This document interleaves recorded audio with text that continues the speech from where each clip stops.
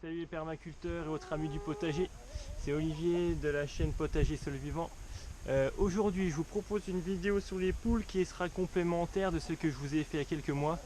Ça va être à propos donc, de la gestion du poulailler en mode permaculture. Donc qu'est-ce que c'est? Vous avez tous en tête un poulailler de ce qui peut être au bout de quelques années, c'est-à-dire un espace sans herbe, avec la terre à nu, avec des odeurs pas très agréables, enfin un endroit qui paraît pas forcément très sain. Alors je vais vous montrer de façon très simple comment on peut gérer au mieux cet espace et le transformer en un endroit qui va nous servir à augmenter la productivité du potager. Allez, c'est parti pour cette vidéo.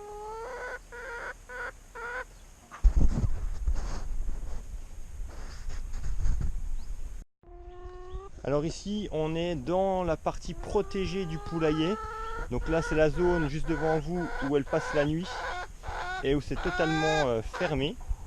Et là on est sur la zone on va dire qui va leur servir de protection pour la journée quand on est absent ou quand il y a un petit peu trop de prédateurs comme l'automne par exemple.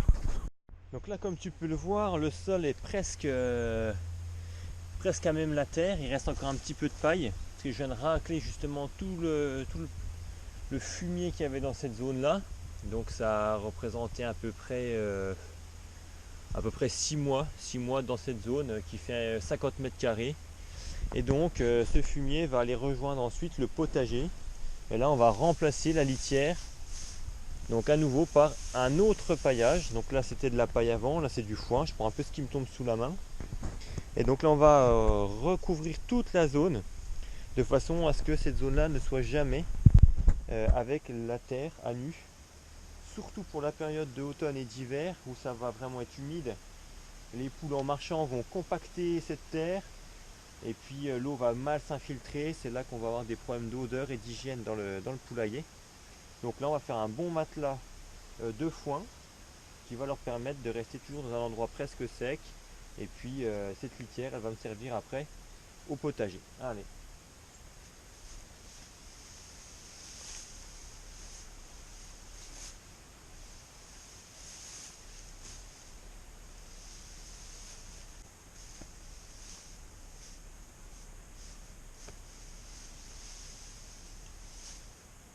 Bon, voici une fois terminé, tout le sol est recouvert donc d'à peu près 20 cm. Il faut que ce soit assez épais.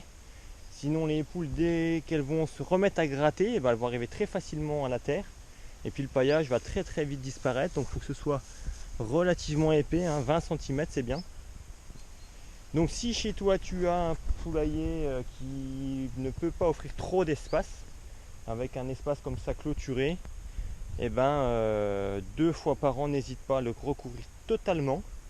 Puisque de toute façon une fois qu'on a la terre à nu, c'est terminé, la salubrité va forcément venir, les mauvaises odeurs aussi. Donc recouvre tout et puis au bout de 6 mois tu récupères tout ton fumier et puis avec ça tu vas amender tout ton potager. Allez, on passe sur la partie extérieure maintenant, sur les parties donc à filet mobile. Donc, là c'est le moment, au moment où l'herbe est à peu près dans cet état là, de changer de zone. On va leur offrir donc un nouvel espace avec de l'herbe toute fraîche. Comme ça, toute cette parcelle là va pouvoir se régénérer et on n'aura pas cet inconvénient d'avoir à nouveau un terrain ravagé avec des trous, la terre à nu, etc. etc.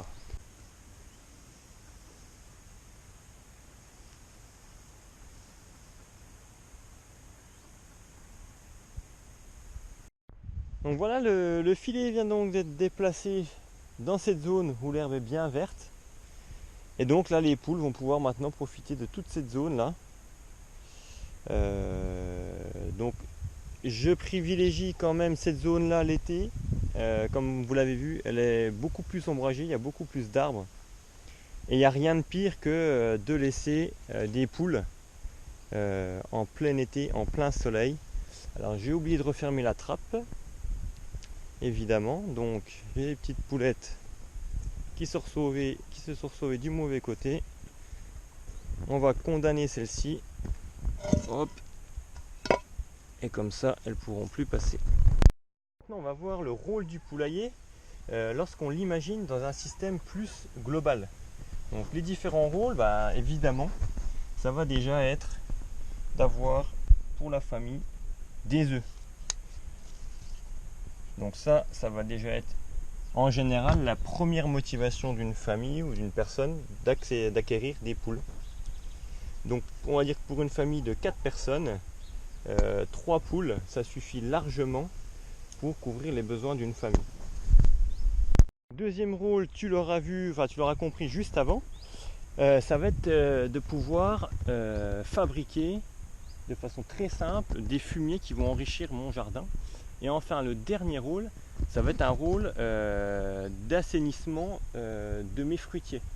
Alors ici, le parcours que je leur ai réservé, donc qui sont délimités par le filet mobile, il passe sous un certain nombre de fruitiers. Donc ici j'ai par exemple du noisetier. Là on peut voir, c'est la pleine saison des noisettes. Il y en a pas mal. Et donc ces petites poules là qui vont gratter au pied des arbres, vont enlever un certain nombre de vermisseaux.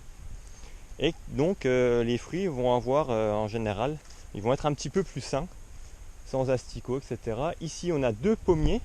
Alors malheureusement cette année, j'ai aucune pomme parce que c'est des arbres qui sont soumis à l'alternance, c'est-à-dire qu'ils vont donner une année sur 2.